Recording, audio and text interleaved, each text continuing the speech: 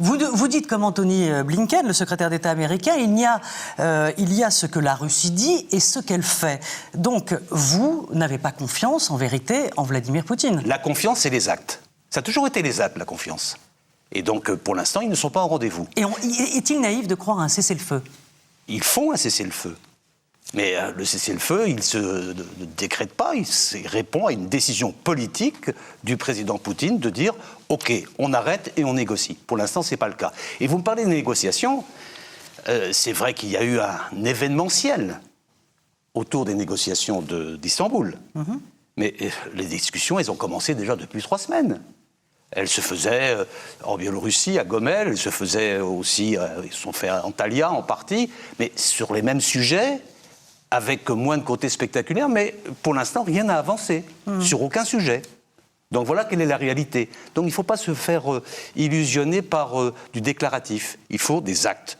Et si la Russie veut vraiment qu'on croie en elle, qu'elle mette des actes sur la table et concrètement, qu'elle manifeste cette nouvelle orientation, s'il y en a une. Il se heurte à quoi, le président Macron, quand il a le président Poutine au téléphone ?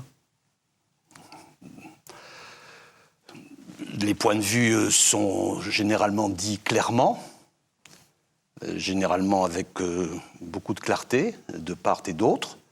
Ils se reparlent, ça avance peu, mais au moins il y a un canal de discussion qui est potentiel. Et le président Macron parle aussi avec le président Poutine, parfois avec le chancelier allemand.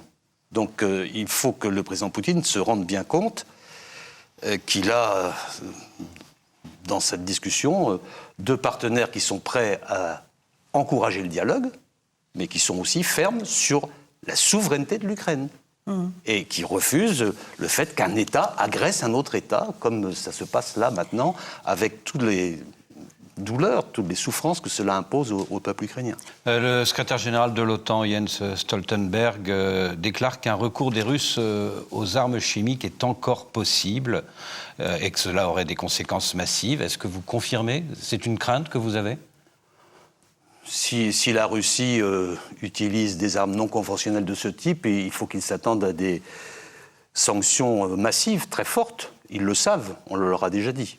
Donc il faut qu'ils prennent en considération ces risques. Mais on a vu en 2013 comment, quand des armes chimiques ont été utilisées en Syrie, les Américains ont regardé ailleurs. Est-ce que vous ne craignez pas que la même chose se reproduise ? Je pense que le président Poutine s'est rendu compte d'une chose.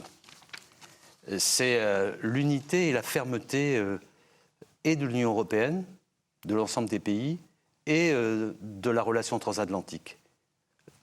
La solidité de l'Alliance.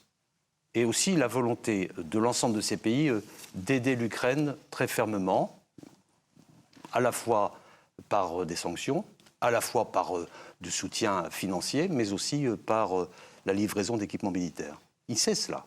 Donc c'est à lui d'apprécier les risques. Mais c'est de sa responsabilité, pas de la nôtre.